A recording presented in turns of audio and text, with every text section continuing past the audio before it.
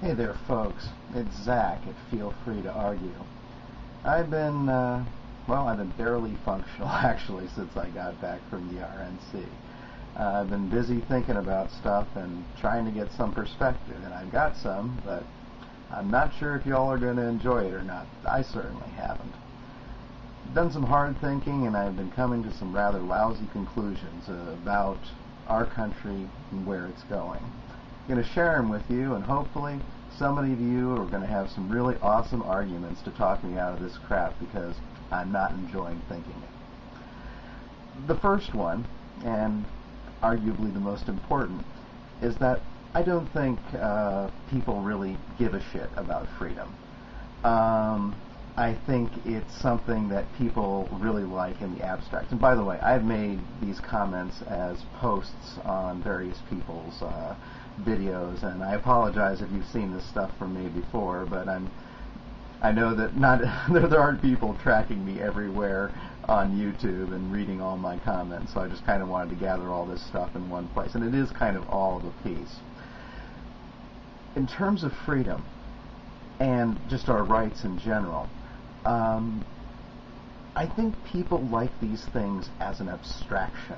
They like to think of themselves as being free and us being a free people. But I think if you put any of this stuff to the test, you find out very quickly that this avowed love of freedom and of our rights really doesn't amount to a whole lot. If you try to say something that is unpopular, if you put a book in the library that people don't like, if you scare people at all, if you fire up a joint, all these things I think could easily be considered expressions of individual freedom. And yet all these things, I think, are terribly threatening to the majority of people. Look, for example, at protests. The protests at the RNC are very close to my heart for obvious reasons. I think when people, meaning your average rank and file American, and I apologize to my viewers because I know you're not like the people I'm describing, but the average rank and file American, when he's looking at protesters opposite riot police, their sympathies are with the riot police. And they look at those protesters, and those protesters, just by virtue of the fact that they're across from these riot police, these symbols of authority, makes the protesters seem scarier. It marginalizes them in the eyes of, once again, your average American. So I think as long as these things remain this kind of remote, cuddly abstraction, people really like it. We're free in America. Freedom, let freedom ring. Freedom means a lot to us. We're willing to die for our rights, but we're not willing to let somebody smoke a joint or put an unpopular book in the library. So I think that's more telling than, what we put on car ads. The second thing is this is kind of related. I think we're all okay with being an imperial power.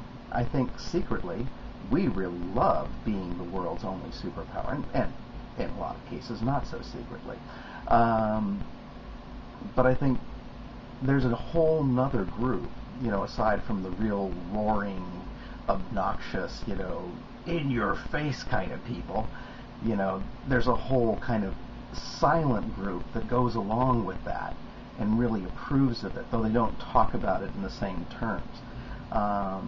They like the fact that we go around the world and kick the crap out of brown people and take their resources. And I don't know, they may not even have anything particularly against brown people, just who we happen to target, who happens to have stuff that we want. And once again, I think this is very telling, because all we need is the slightest little balm to make this go down, easily. All we need is like some kind of assurance that what we're actually giving them is freedom and democracy. And then, honestly, the people don't give a damn what we do, and they stop paying attention.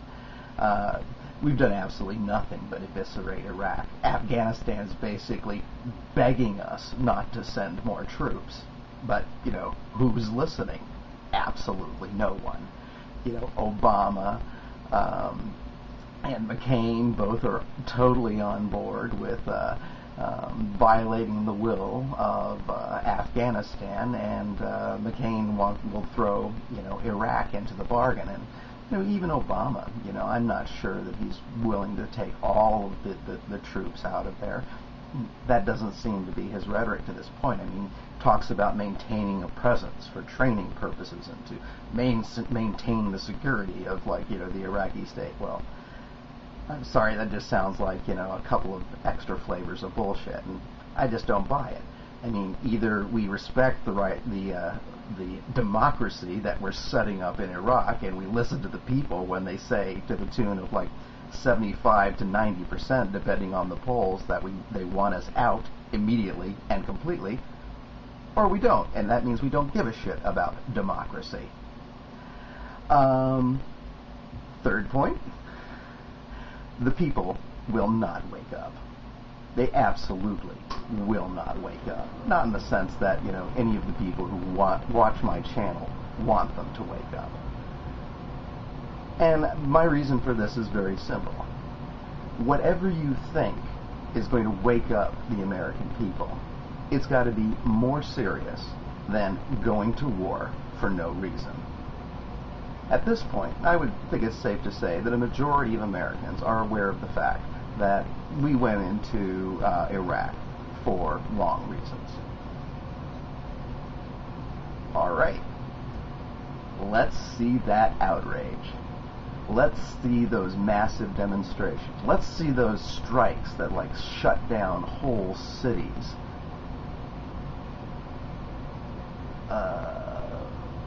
Where are they?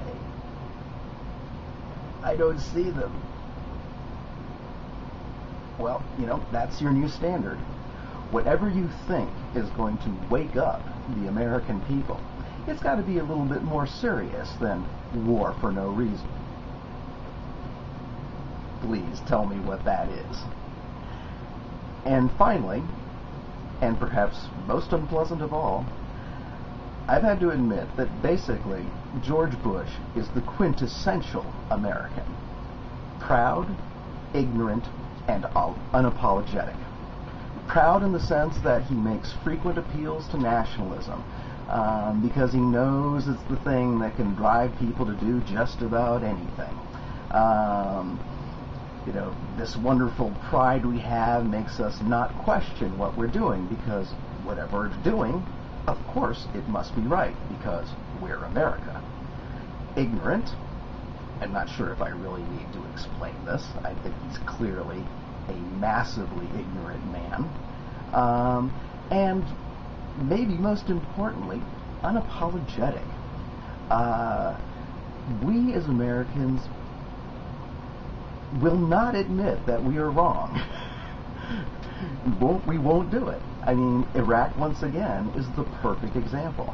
I mean, if we were at all a responsible nation, when we realized that we attacked the country for no reason, we would have left. We would have left and paid reparations, because we were sorry for attacking them for no reason. But no, we don't do that. Bush doesn't do that. McCain won't do that, and neither will Obama. They're all, too busy blaming the Iraqis for not getting their shit together, when basically we're running the show, and we're kneecapping them, and we're fostering sectarian violence, and doing basically good old imperial divide and conquer. So, these are the kind of thoughts that I've been having since the Republican National Convention. And I'm hoping that one of my extremely bright viewers will see this video and tell me how wrong I am, and explain to me how my reasoning is flawed. Please do this for me. I want to be wrong. But I'm going to be gone for a couple days. I'm going to be out doing something with my son. We're on a little field trip with school. Thank you, everybody, for watching, and thank you all for your support. Be talking to you again soon.